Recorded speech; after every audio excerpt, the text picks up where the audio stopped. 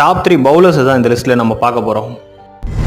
நம்ம லிஸ்ட்டில் 3ஆவதாக இருக்கிறது வந்து சுனில் நரேன். சுனில் நரேன் வந்து ஒரு மிஸ்டி ஸ்பின்னர். பல பேட்ஸ்மேனில் கதற விட்டுருக்காரு. ஹிட்மேன்லாம் வந்து கதற விட்டுருக்காரு.